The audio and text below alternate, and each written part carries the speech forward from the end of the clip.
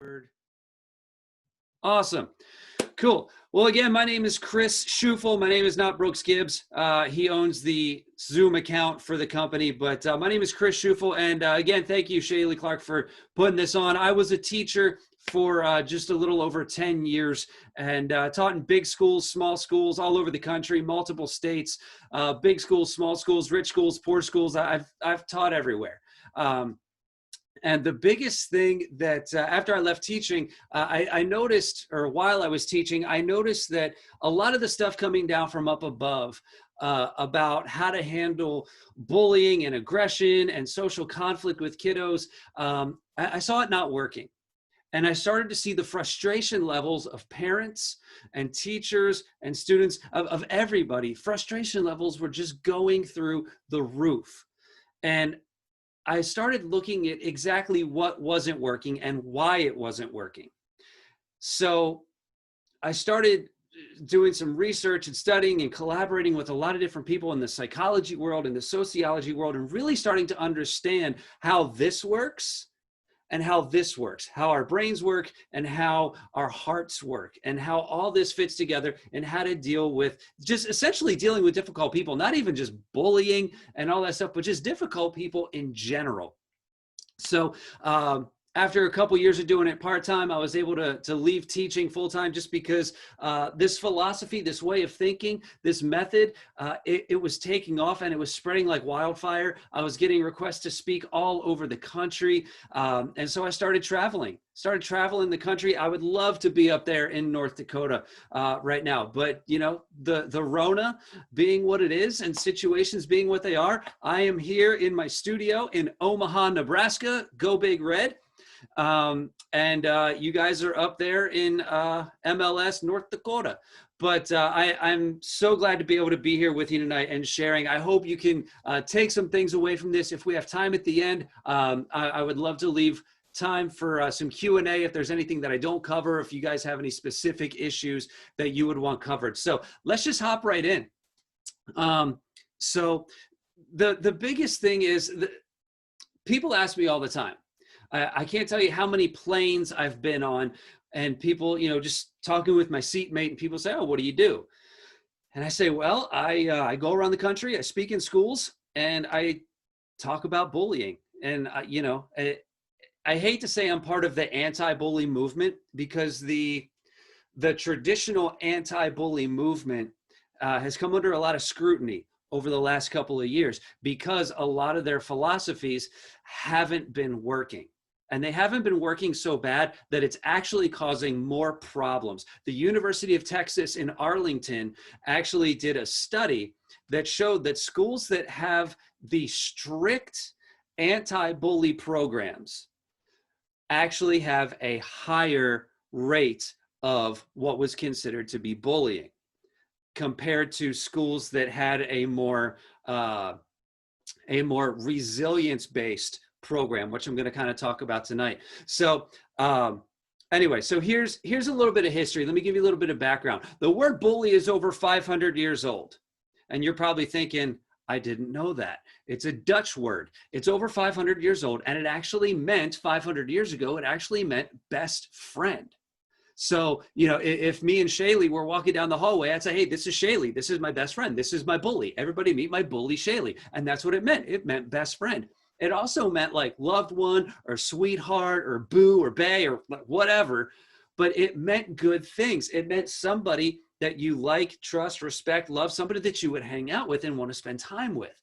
And it stayed that way for 500 plus years. It was even that way in 1902, 3, 4, presidency of Teddy Roosevelt. Teddy Roosevelt used the word bully in almost every speech that he gave. He would say, you know, from behind the pulpit, he'd say, "Bully!" And everybody would say, "Bully!" It was awesome. If you go to Amazon, if you go to any bookstore, if you look up any book about Teddy Roosevelt, if you look up books about Teddy Roosevelt, I can't tell you how many of them have the word bully in the title, because Teddy Roosevelt used that word so much. And he meant it in like good things. You know, some of y'all probably have heard the phrase in the past, you know, "bully for you." And it meant good things. It meant awesome, good for you. Teddy Roosevelt did the same thing. He even wanted to call the White House a bully pulpit. Now, I'm sure some of you are probably thinking, the White House is still a bully pulpit. We're not talking about it in that way, okay? But what Teddy Roosevelt meant was he wanted the White House to be known as the biggest platform in the world to do the most good. Now, this is where people start to ask, so what happened? Here's what happened. Come 1970, there was a Norwegian psychological researcher named Dan Oveus. And what he discovered, or I'm sorry, he didn't discover, Dan Oveus was commissioned by the government of Norway. There he is, look at that handsome devil. He was commissioned by the government of Norway to research social interaction, social conflict among school-aged children. So he did. He went to schools, he went to playgrounds, he studied sibling rivalry, all that stuff. And you'll never guess what he found. He found things like name calling, teasing, rude jokes, pushing and shoving, exclusion. You know, you can't sit here, you can't hang out with us, you can't come to our party. Rumors, gossip. Now, I don't know about you, but when I was a kid, I went through that same stuff. And even when I was teaching, I saw that exact same stuff happening on playgrounds, hallways, gyms, cafeterias, buses, everywhere. Why? Because that is just kind of, I don't want to say that's normal childhood behavior, but it happens. Everybody goes through that. It happens to them, and I'm willing to bet that a little piece of all of us has done something like that in the past, any one of those categories. Now, here's the thing. When Dan Oveus was studying this stuff, he wanted to come up with one word to encompass all of those things. He wanted to come up with one word to encompass all of those behaviors, and he picked the word bully as one big umbrella term. Forever changed the meaning of the word. And then by the time 1999, Columbine, April 20th, 1999 rolled around, the only person that had done any kind of research about bullying was Dan Oveus. And so everybody hopped on the Oveus bullying train. And then we came up with the modern anti-bully movement. So here's the thing. Here's what this is in every state policy. This is in every state law. This is in almost every school policy. I know I've looked at hundreds. This is the criteria that needs to be present in order for something to be considered bullying. I guarantee you, if you have looked at your school's handbook, I guarantee you've probably seen this before. One, there's an imbalance of power. Now, when I say imbalance of power, so many people automatically think big kid picking on little kid. So many people automatically get that picture in their head. Makes sense. But I'm going to tell you 95 to 98% of the time, it's not a physical imbalance of power. It's actually mental and emotional. So next you have intent. Intent. So it can't be an accident. It can't be just a joke. And I know parents, let me hop back in here. I know parents, if you have multiple kids, I've got 3 kids, we've all confronted that kid and said, why did you do that? And they said, I was just joking. And you know they're not just joking. But anyway, there's got to be an intent behind it. There's got to be that intention to create that mental and emotional imbalance of power. Next, it's got to be repeated over time. Repeated over time. It can't just be a one-time occurrence. Although now some states are actually trying to work it into their anti-bullying laws. They're trying to get rid of that repeated over time caveat and just say one significant event or repeated over time. So that's what the state laws and policies are consider things to be bullying. Now, here's the thing. Here's the rub. This is why, if you look at any bullying case, this is why so many of them hardly ever get to court or get a conviction in court, is because those 3 criteria are subjective. They are completely subjective. Meaning, imbalance of power. Well, if the majority of the time it's mental and emotional, you can't get in a kid's head or a kid's heart, and you can't judge a mental or emotional imbalance of power. You just can't do it. Next, intent. It's so difficult to prove intent. Again, you can't get into that one kid's head and be like, yep, he meant to do that, because all the lawyer has to do is say, Your Honor, my client was just joking. My client was just telling a joke. My client did not intend. It's thrown out because you can't prove intent. And 3, repeated over time. Well, what's repeated over time? Is it 2 weeks, 6 months? But what if within that time frame they were actually playing together on the playground? What if they worked on a school project together? What if they were actually getting along for that time? What if? Well, then the repeated over time thing goes out. And then the whole caveat that some states are trying to put in now with the whole, one significant incident. Well, what is considered significant? By whose terms? Because what's significant to you might not be significant to me.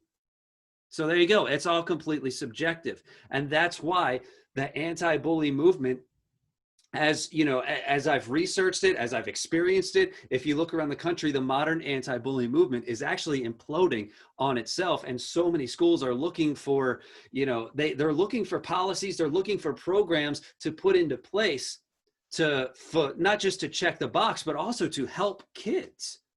And they're finding that the social emotional learning side of things, which is where we like to focus, the social and emotional learning side of things is really what needs to be looked at so that we can help kids survive this thing called life and deal with all of these things.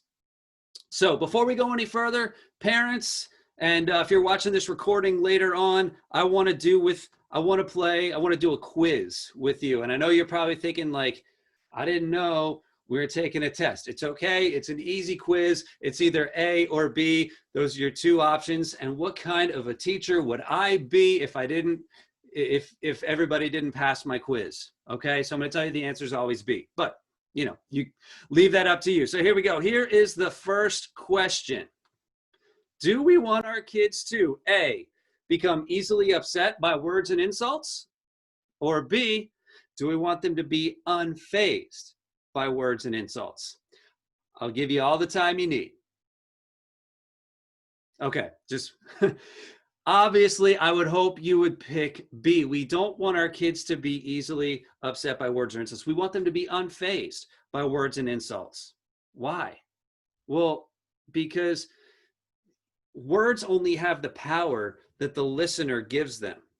Words only have the power that the listener gives them. I'm sure we've all heard the phrase, sticks and stones may break my bones, but words will never hurt me.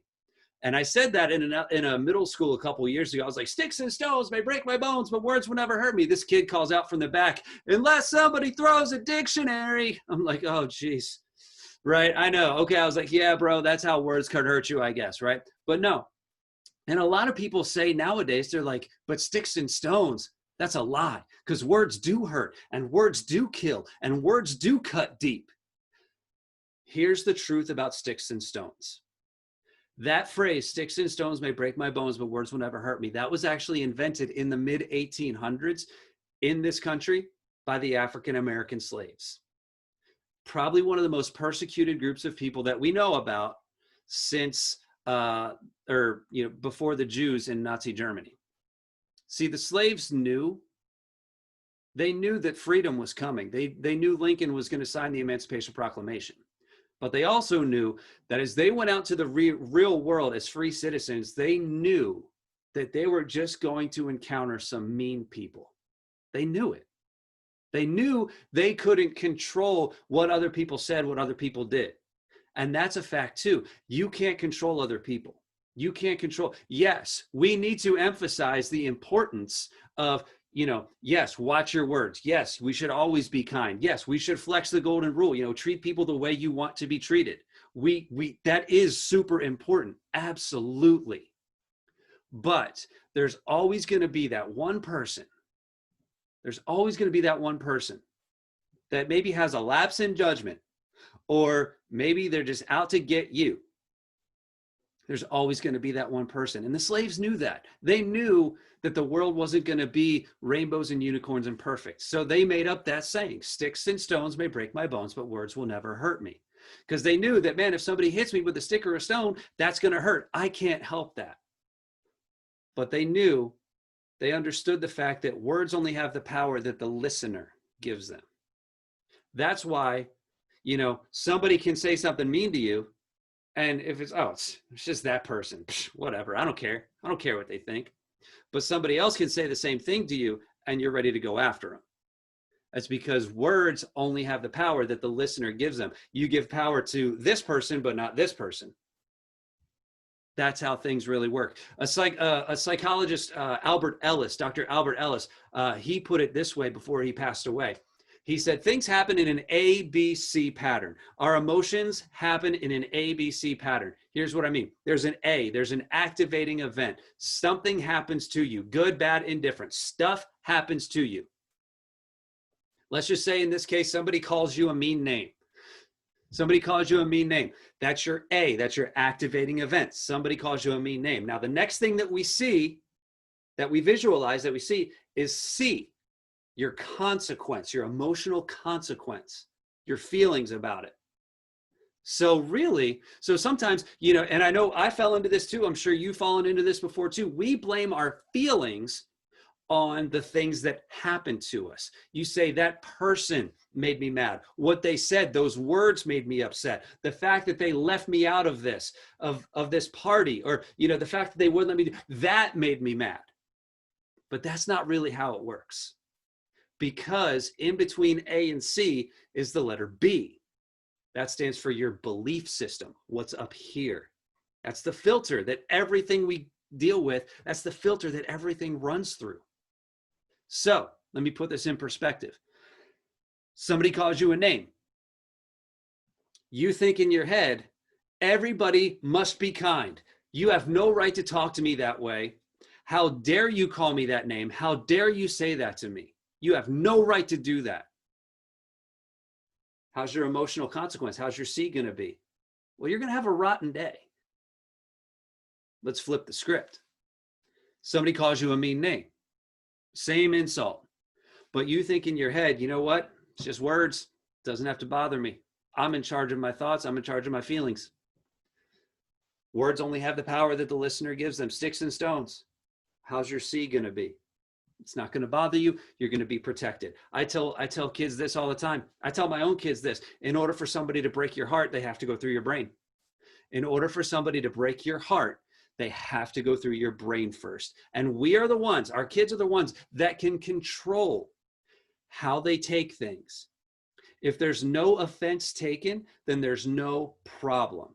If we don't take offense to things, then there's no problem. And it's up to us as individuals to determine that. Again, I am not discounting the fact that, yes, we do need to talk about kindness. We do need to talk about, how to properly use our words and how to properly treat each other. Absolutely. But just as important is to prepare kids for the fact that, sometimes people aren't going to care about that. Sometimes people are going to say stuff. Sometimes you're going to be left out of things. Sometimes you're going to get a push or a shove. Sometimes you're going to go through that stuff.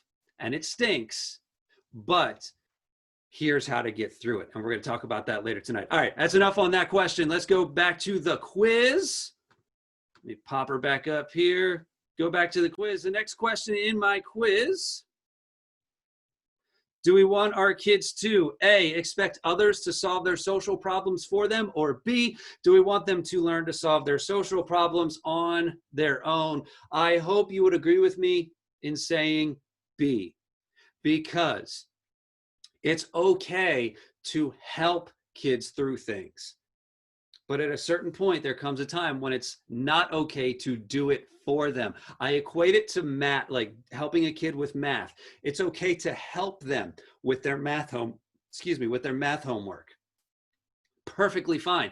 But you cannot sit right next to them on test day and give them the answers for the test.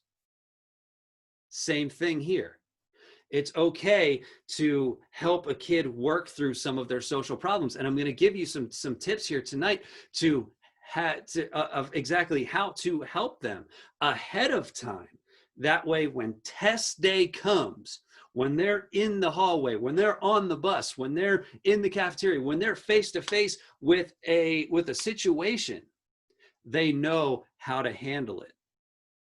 Next, do we want our kids to A, demand that no one makes fun of their flaws, or B, do we want them to understand that they are not perfect and to learn to take and make a joke about themselves?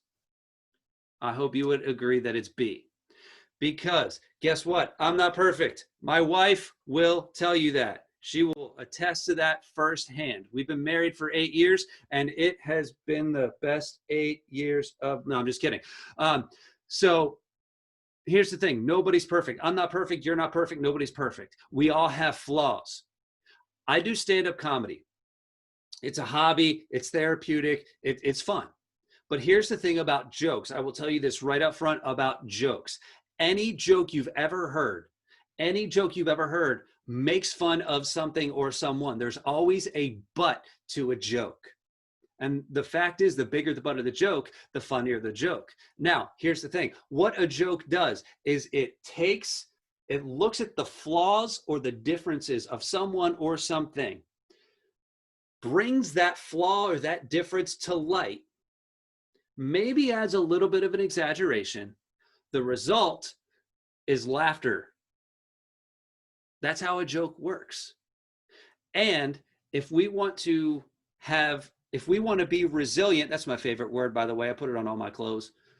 If we want to be resilient, if we want our kids to be resilient, then we have to help them learn to take jokes. Now, on the flip side, we also have to teach them that, hey, you know what? Sometimes you got to make sure that your timing for telling jokes that is good. You have to be careful who's around. You have to make sure that it's not an off-color joke. Yes, you do have to be mindful in your joke telling if you're the jokester.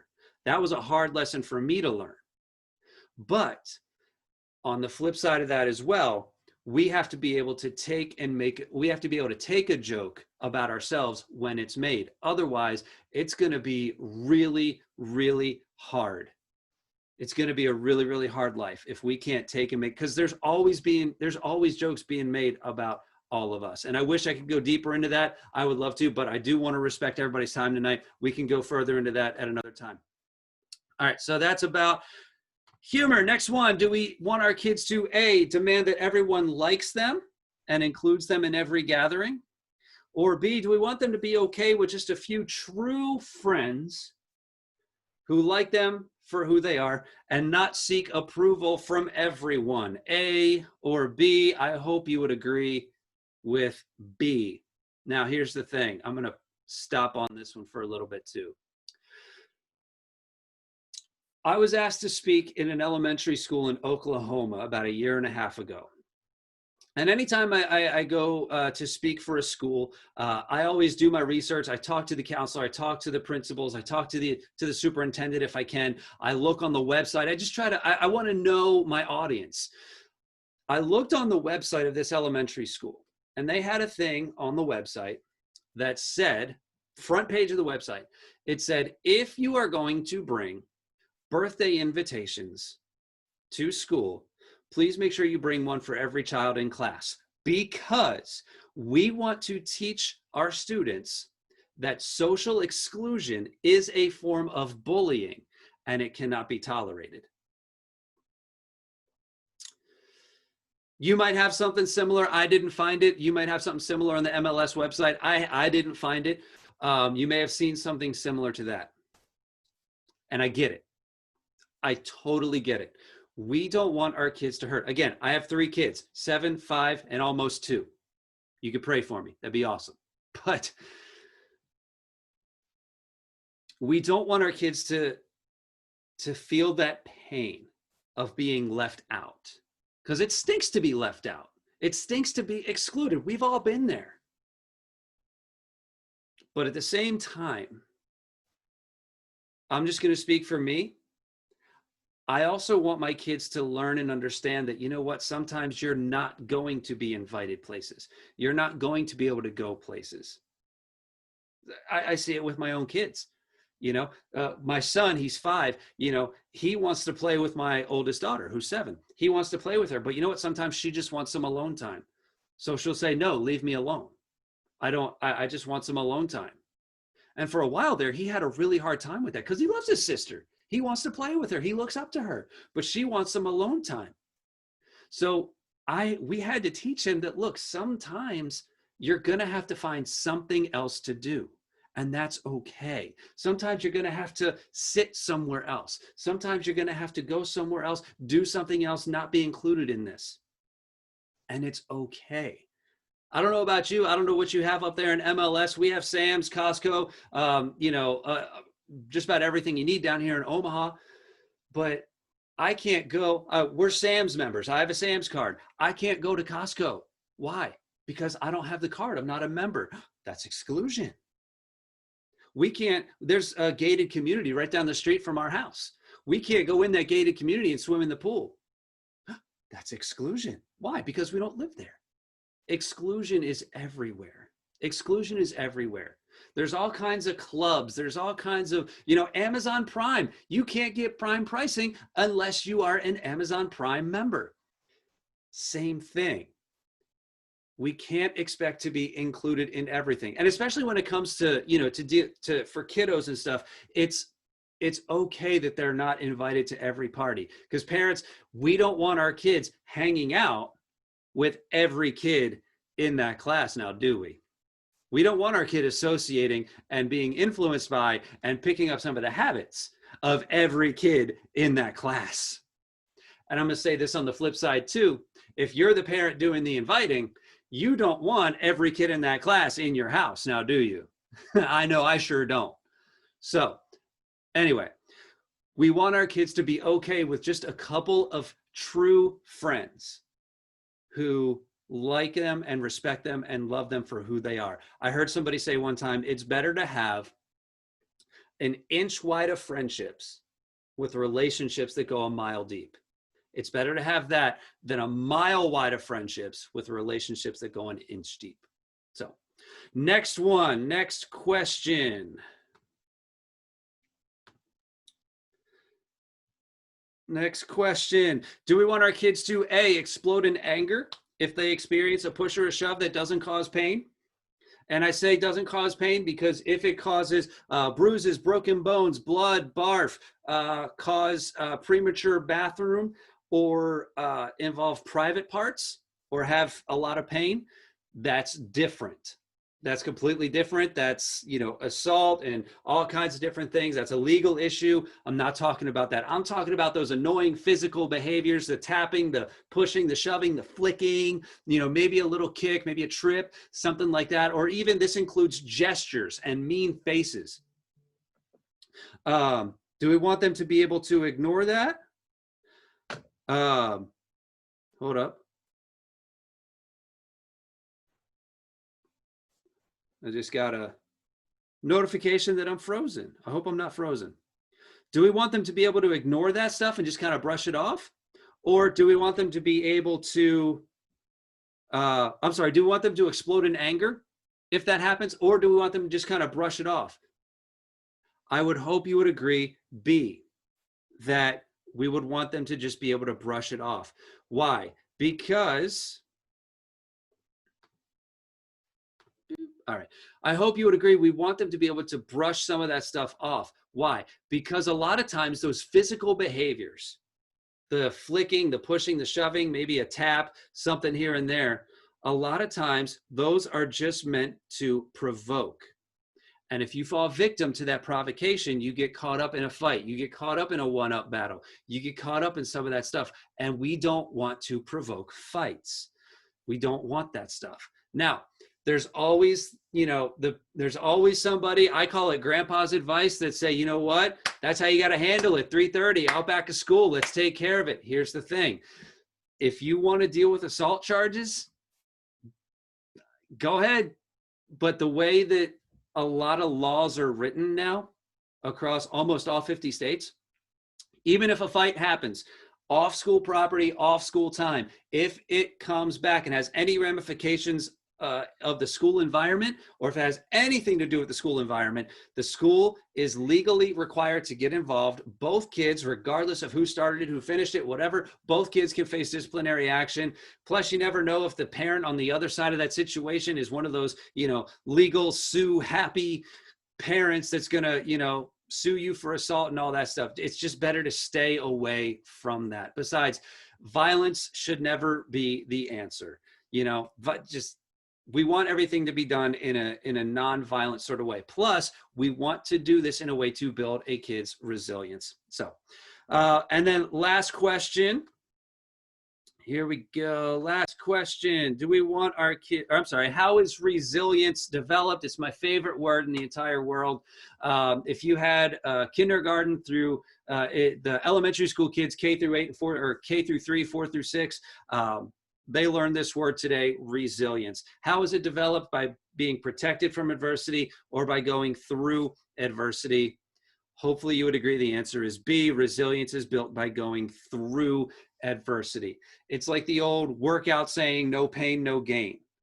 You don't build muscle unless you tear it down and you get those muscle pains. But isn't it cool that emotional and mental resilience is built through education, not through the tearing down? So we can actually teach our kids to be mentally and emotionally resilient and not have to put them through that pain and that torture. And I'm going to show you how to do that tonight. Because conflict is actually an opportunity to build resilience. You can do it on the back end, you can do it on the front end. Either way is great. So here we go. I'm going to encourage you, like I said before, stop using the word bully. It's not helpful. You're going to have to go through 5, 10 more questions to figure out what exactly happened anyway. I'm going to implore you, I'm going to beg you, stop using the word bully because it's not helpful. Stop using the umbrella term. I was in a school in Oklahoma about 2 years ago, elementary school. I walk in, sign in at the office. The counselor's like, come on, I'll take you to the gym where we're going to be. I said, awesome. Sign in. We're walking down the hallway. I see a second grader sitting in the chair, bawling his eyes out. I said, hey, what happened to him? She said, well, he was bullied on the bus this morning. I said, oh, really? What happened? She said, a 5th grader stuck his tongue out at him. I said, sticking your tongue out is considered bullying in this school? I was in another school on the East Coast, walked by a classroom, elementary school. I walked by a classroom. This teacher said, I heard this teacher say, I was in the hallway. She said, kids, bullying includes anything from a mean look to the Holocaust. Yeah. I was like, oh man, no. One is a rude gesture. The other one is, murder. Slight difference there. So it's being used too much. It's getting ridiculous. I'm going to implore you. And plus, if you want the quickest way for a situation to be resolved is to mention specifically what happened. Mr. Rogers, good old Mr. Rogers. Mr. Rogers said, if it's mentionable, it's fixable. So we need to make sure that we are using specific language. We can't just be like, my kid's being bullied. Well, that doesn't help. You have to get specific about the behavior. And when you can get specific about it, then you can fix it. Then we can start to fix it. I showed this to your kiddos today, to some of your kiddos today. Here's the best way that we can kind of encompass all these behaviors. We have to be specific. We call this the meanness matrix. There's only 4 ways that people can be mean. Only 4 ways. Did they say something mean to you? That's your name calling, your rude jokes, teasing. Did they say something to you? Did they say something, or the next one, did they say something to somebody else about you? Rumors, gossip. Did they do something to you? Did they give you a push or a shove, flick, tick, rude gestures, mean face? Did they do something to you? Or did they do something without you? Did they leave you out of something? Exclusion.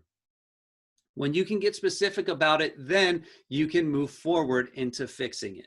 So I'm going to, as parents, see, here's the thing. I'm putting on my parent hat and my teacher hat. I'm putting both hats on because for so long there's been this divide in between schools and parents. For so long, there's been this divide where, parents are saying, my kid's being bullied and the school isn't doing enough about it. But the schools are saying, nope, we're doing everything that our policy says we have to do. And the parents are like, well, that's a bunch of junk and you're not doing enough. And there's been this grudge match essentially between parents and schools for so long. And the more I got into doing this, I started to realize, what if we could get schools and parents on the same page? Why? Because who is in the middle, still hurting, still waiting and begging and praying for somebody to come along and help them? It's the kids. It's the kids. So if we all start speaking the same language, then who's going to benefit? The kids. So when we can start using specific language, and encourage your kids to use specific language, what specifically happened? What specifically happened? Did they say something? Did they say something to somebody else? Did they do something to you? Did they do something without you? Once you figure out what happened, then so many times we just want to automatically jump to, here's how to fix it. Unfortunately, you can't always do that. There's a mental health crisis going on in this country, especially with all the lockdowns and exclusion and, or not exclusion, with all the lockdowns and the social distancing and all. There is a mental health crisis going on in this country right now. Why? We're just so worried about a solution. We're not taking care of the emotions and the feelings and the psychology behind it. So you can't just go from what happened to let's fix it. You have to take time on this next step. And that is, how do you feel?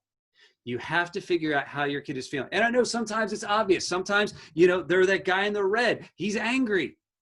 He's angry. He's saying, look at his fists. He's saying things like, you cannot, you must not, you should not do that. You cannot say that to me. You have no right. You see those fixed, rigid statements. Next one, that guy, he's sad. He's sad. He's not praying. He's more like pleading, begging, like, I wish they wouldn't have done that. I wish that wouldn't have happened. Okay, that's a little better. But we want to get over to the next guy. He's just kind of like, meh, whatever happened, it happened. I can't fix it. I can't change it now. It is what it is. That's okay. That's an okay spot. You can work with a kid in that spot that's indifferent. But we don't want to play to not lose. We want to play to win. So we want to go over to the guy who's saying, yes, I am actually glad that this happened. I'm actually glad I went through this. And I know that might sound crazy. Everything I'm about to tell you is exactly what a counselor or therapist would actually help, not just in this situation, but this is exactly what counselors and therapists help people work through to help get them to the better side of things. These exact same questions. So how do you get a kid? Let's say your kid is mad. They're just, I can't believe this. Go. How do you get a kid away from that? How do you start to calm them down? You ask them this question. It's one question. You say, how could this have been worse? How could this have been worse? What's that do? It automatically lowers that threshold of rock bottom. It gets them to see that, you know what? This isn't the worst thing in the world. It could have been a lot worse. We do that as adults. We do that. Not to bring any of this to light, but if we're in a car accident, and, and everybody, all the people are okay, what's one of the first things we say? We say things like, man, that could have been way worse. At least we're all okay, or, it's just a ding in the car, man, that could have been a lot worse. It's a coping skill. It's a natural coping skill that we always use, and we can use it in this situation. Yes, I know so-and-so didn't invite you to the party, or I know, they left you out of this, or I know they said this, or I know they're doing this behind your back, but how could it be worse? And then you let them answer. Don't answer it for them. Let them answer. They have to get to that conclusion on their own. Once they get there, now they're probably in a state of, yeah, it could have been worse, but I wish it wouldn't have happened. It still stinks. And you say, yes, I know it stinks, but why won't this matter in the future? 2, 3 weeks from now, a year from now, why won't this matter? Why won't this matter in the future? You see, what that does is it gets them thinking future focused. It gets them off the here and now, and it gets them to think a little bit more globally. So they can say, well, next week they'll forget about it. They'll be on to something else. Yeah, exactly. Or you weren't invited here. Why won't that matter in the future? Well, there'll be other parties. There'll be other things. It's no big deal. Missing one party, I guess. It stinks, but it's not the biggest thing in the world, I guess. There'll be other things I can do. Yeah, exactly. When you get them thinking about that, it really helps lighten the impact of what's going on right now. Now they're in the meh. Now you can kind of work with them. But again, we don't want to play to not lose. We want to play to win. So then you want to ask them, how could this actually turn out for your good? How could this be a good thing? Now remember, we've moved them away from the angry and the sad. So now they're already in a better state of thinking. So now, how could this be a good thing? Well, so you weren't invited to that party, but how could this be a good thing? Well, at least I can go over here and do this now. Yeah, great. I've been meaning to catch up on. Okay, great. Awesome. Oh, so-and-so said this about you. How could this be a good thing? Well, at least I know that they're not my friend now. I don't have to waste any more time. Yeah, exactly. You see, as a teacher, as an educator, I can tell you that even a little bit of a learning experience is still a positive takeaway. It's still a good thing. Sometimes you learn what to do. Sometimes you learn what not to do in the future, and it's okay. You learned something. And anytime you learn something, it's going to be beneficial in the future. There's always something there to be for your good. So now we have what happened. We know how you feel. We've helped them process through how they feel. Now they're actually feeling pretty good. Now we're ready to help them with the final step. We want to know, why was that other person mean? Why did it happen? And how can you respond the next time it happens? So here we go. You see my little diagram here, 3 little faces. It's actually a Venn diagram for my English teachers. Woo woo. Venn diagrams. Here's the thing, because all these things can overlap. These 3 faces represent the 3 reasons why people are mean. There is only 3 reasons why people are ever mean. Sometimes they overlap, but there are only 3 motivations behind any mean behavior. That's it. And we're going to break them down. The red guy, he's the jerk. He's the typical bully, if you want to say it. He's the one that they do things just to make you upset. They do things because they love to watch you get upset. It's fun for them to pick on your every little last nerve. If you have brothers and sisters, parents, if you grew up with brothers and sisters, you know exactly what I'm talking about. That's just sibling rivalry right there. They do things just to get a rise out of you. They do things because it's like a vending machine. They put the money in, they push the button, they get the soda or the pop or whatever you drink up there in North Dakota, they get it out. Same thing. They put their money in, they push your buttons because they want that payout. They want that reaction. Why? Because it makes them feel good. It makes them feel powerful, especially in a sibling rivalry situation. There's always a constant, like, who's the head of the household. So next one, the yellow guy, that's your comedian. That was me, just the jokester. And I don't mean like mean, malicious jokes, just jokes that are probably either poorly timed, poorly told, something like that, just an innocent joke teller. Now those two can overlap, telling jokes to make somebody angry, but I'm not talking about that right now. We're just talking about just the joke teller. And sometimes jokes land wrong. And the last one, the blue guy, that's the victim. That's the guy that feels hurt by you or by somebody else. And regardless, they're taking it out on you. We all know those people. So let's dive in. We'll talk about this first guy. This is the guy, the one that just wants to do things just to make you upset. They want to do things. And this is kind of the main thing that I talked about with your kiddos today. This is the one that just wants to make you upset. That's the key. They want to make you upset. Why? Because it's fun. It goes in a cycle. The meaner they are, the more upset you get, the more upset you get, the more fun they have, the more fun they have, the meaner they are, and it goes around and around and around in a cycle. Why? Because they're getting that payout. Well, how do you stop that? How do you stop that? 2 steps. 2 simple steps. And this is what I taught your kids earlier today. This does not excuse away their mean behavior. This is not an invitation for them to continue to be mean, but this is how we teach kids that, you know what, sometimes there are going to be mean people. This is how you have to deal with it.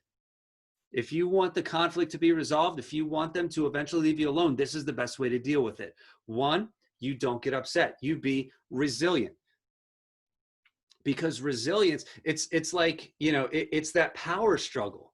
It levels out that imbalance of power. That's what resilience is all about. In order for someone to break your heart, they have to go through your brain. Protect your heart by changing what's up here in your brain. Don't expect that everybody is going to be 100% nice to you 100% of the time, because we all have lapses in judgment. We all have those people in our lives who, you know, just maybe they have a bad day and they feel like taking it, you know, whatever. It doesn't matter. But there's always going to be those people. There's always going to be those siblings. There's always going to be that stuff. You have to be resilient. You have to protect this. And once you've done that, they see that it doesn't upset you, so they're not getting the reaction they want. How do you respond? Step 2, the golden rule. The golden rule. Treat them the way you want to be treated. Don't treat them the same way they treat you. That's our natural instinct. That's what we're going to be inclined to do. They're going to be mean to us, so we want to like puff up and attack back. That's how our brains are wired. But that's not the best way to do things. We actually have the power to override this thing and say, nope, we're not going to respond that way, because that's just going to make things worse. We actually have the power to override this and say, you know what, no matter how you're treating me, I'm going to treat you the way I want to be treated. And I played a game today. We don't have time to do it tonight. I played a game today with some volunteers that actually showed how that works. And once this training is posted on the webpage, you can go back and watch some of those assemblies and watch that game actually play out and watch how it actually works. Round one, you make fun of me and I get upset. You see how much fun it is to make me upset. Round 2, you make fun of me. I don't get upset. I actually treat you kindly. Boom, it shuts down. So easy. Now, if you're helping your child out, once they get ready, I would do a round 3. I've done this with my own kids. I did this when I was teaching. I would do a round 3 when they're ready. I make fun of you. You shut me down with the skills that you now have. Remember, we've already helped them through the emotional spectrum. We've already showed them, we've modeled for them how to not get upset and how to respond properly. Now show me what you know in a safe environment. Once they pass round 3, they're ready for any of those mean kids or whatever. They're ready for any of those situations. Not saying they should go looking for them. Not saying we shouldn't educate the people who are, who are doing those mean things, but this piece of the puzzle is taken care of. So I'll have some links at the bottom of that page too of how to do some of those role play exercises. That way you can do it at home. They're actually pretty fun. They're really pretty fun. So I want to make sure I stick to time. So let's go on to the next guy. That's how you deal with the person who wants to make you upset. They just want to be that jerk. Is you don't get upset and you treat them the way you want to be treated. You make sure you flex that golden rule. No matter what they're doing to you, you treat them the way you want to be treated. It takes time, it takes practice, it takes patience, but it works. It works. Next, how do you deal with the comedian? How do you deal with the guy who just wants to get a laugh? Here's the thing. Again, all jokes are sort of like insults. If you think about it. There's hardly any jokes that don't make fun of someone or something. That's just the nature of a joke. Sometimes, though, jokes hit us wrong. And we say, you know what?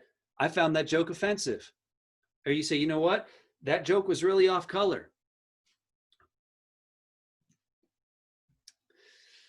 I want to choose my words carefully here.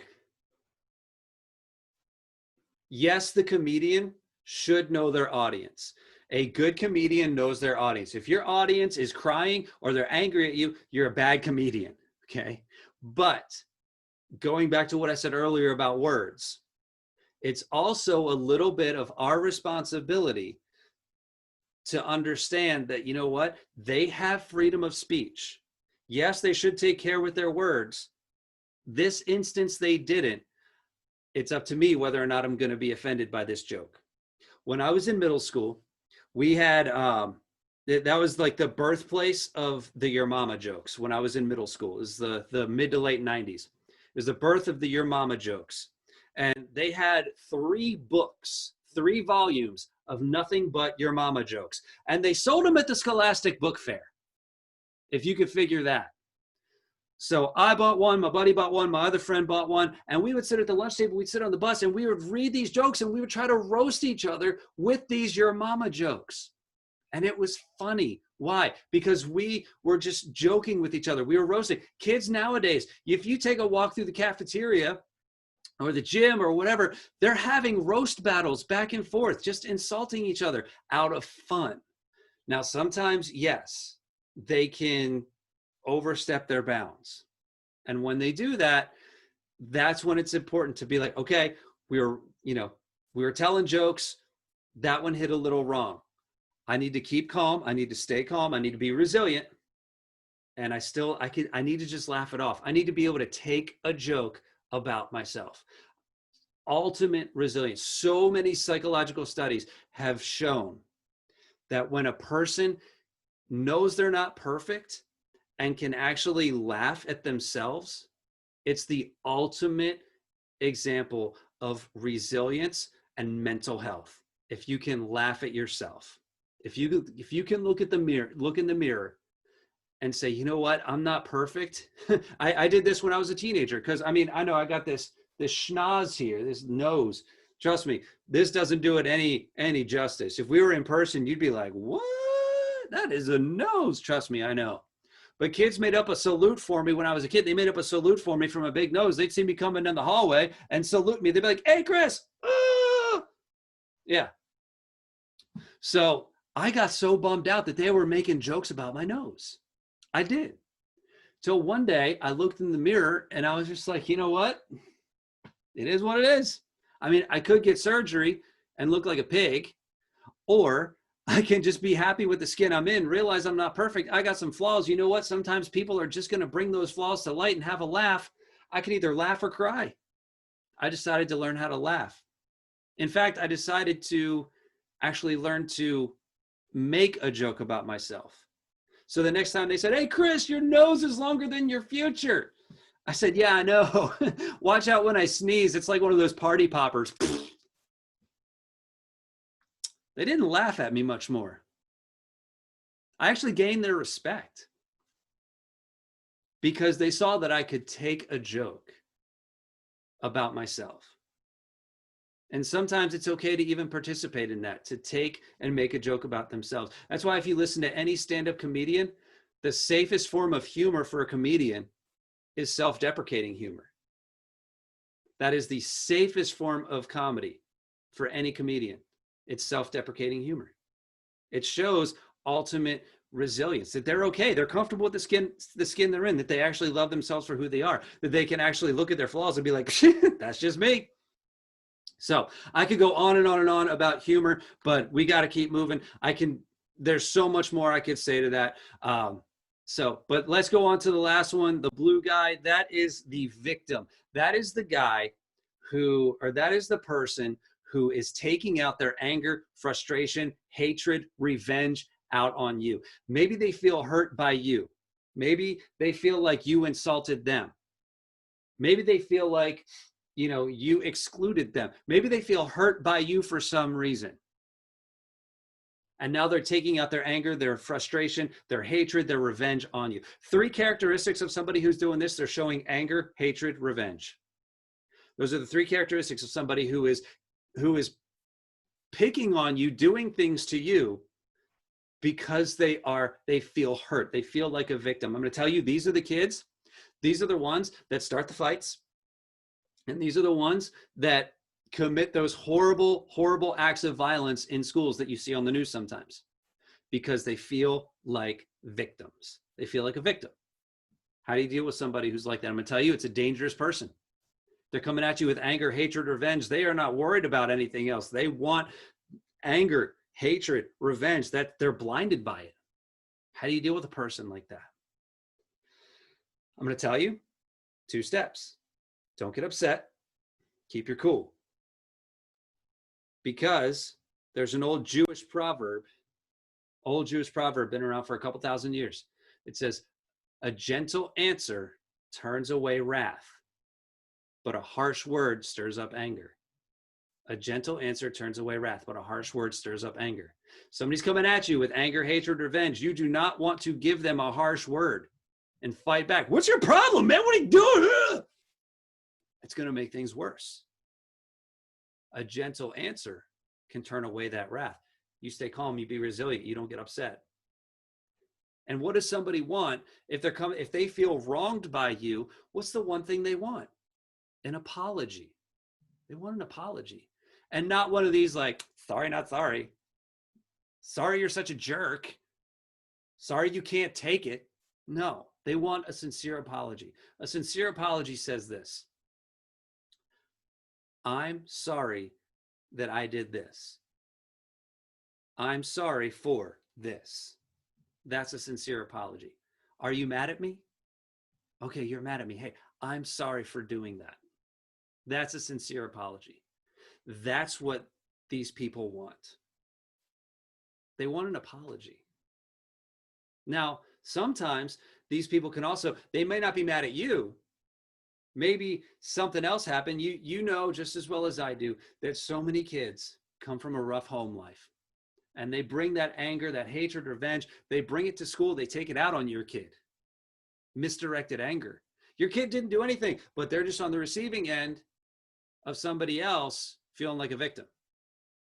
How does your kid handle that? Same way. Don't get upset. Be resilient. And 2, apologize. But Chris, my kid didn't do anything. I know.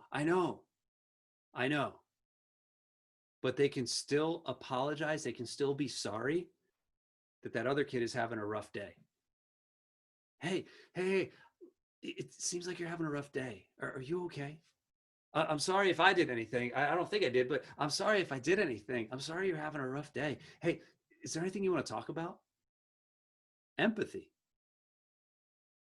A gentle answer turns away wrath, but a harsh word stirs up anger. An apology and a calm response is like pouring water on a fire. But getting back in that person's face, what's your problem? Punk, I didn't do anything. That's like pouring gas on the fire. That's how you deal with somebody who's feeling like a victim, who's taking their anger, hatred, and revenge out on you. They just want an apology most of the time. So here we come to the end. Some of y'all are probably like, man, I thought this guy would never stop. Anyway, I hope you got something out of this.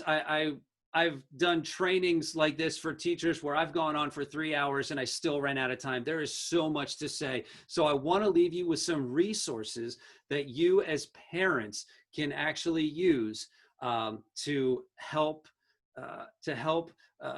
raise the level of resilience in your kids, so that when they come across those mean behaviors, they know how to deal with them and can respond in a positive manner to resolve the conflict and eventually get those other people to leave them alone. Okay. Yes, we do need to emphasize the fact of, we're not condoning, just because we're building resilience doesn't mean we're inviting and mean behavior. Okay. We're not inviting mean behavior. We're not condoning mean behavior, but we want our kids to be ready on the off chance that some of that stuff does happen. And it will. That's just life. So if you go to my website, chrisintheclassroom.com, chrisintheclassroom.com, there's a ton of videos. I try to upload new videos on different topics, stuff that I see trending, questions that people have. I try to upload videos for those. So there's free lesson videos on there, blogs and articles, my podcast on iTunes, Chris in the Classroom on iTunes. You can check some of that stuff out, chrisintheclassroom.com. Also, I have books. So I have some children's books there on the right-hand side. I actually have 5. I have to update this slide. Each one of these children's books, they're kind of for elementary age. Each one deals with a certain type of behavior, from exclusion to rumors to mean words to pushing and shoving. I have one that just came out for cyber, cyber insults, cyber nonsense. And then I have one that I'm still working on. It's almost done. It'll be about sibling rivalry. Some people tell me I should have started with that one, but whatever, it is what it is. Then we go over to the next one, the white book. It's called P.S. I Bully You, because remember, I bully you means I love you.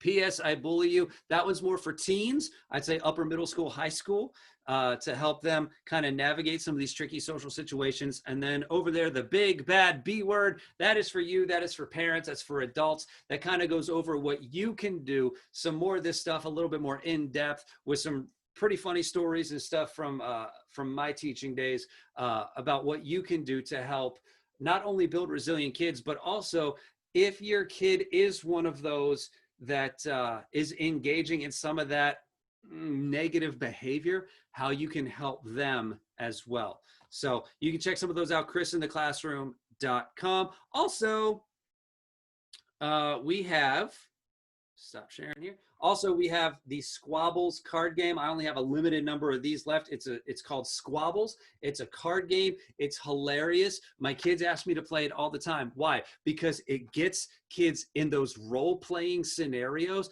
and we came up with some hilarious scenarios to put the kids in to help role play and navigate through, and how to encounter different situations. And in those role-playing games, it's a hilarious game.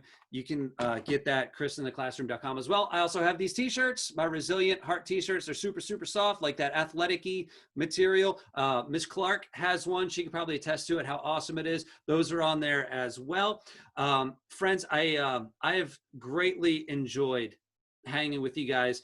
If you're watching this on the replay, all the way at the bottom of the page here on the replay, there's some links and things. We also have a Raise Them Strong. It's called Raise Them Strong. It's a parent program to help parents and kiddos at home navigate through some of those situations and just build a culture of resilience in your household so that they can take it out into the real world. Raise Them Strong. You go to chrisintheclassroom.com. There's a Raise Them Strong tab too. I'll put a link at the bottom of this replay page. I have enjoyed being with you so much. I see that we have a couple of friends that have stuck around, Laura and Sarah. Thank you guys for hanging out. If you guys have any questions, you can feel free to hop on in. If not, I'll give you a minute or so if you want to hop in, give me a wave or something on video.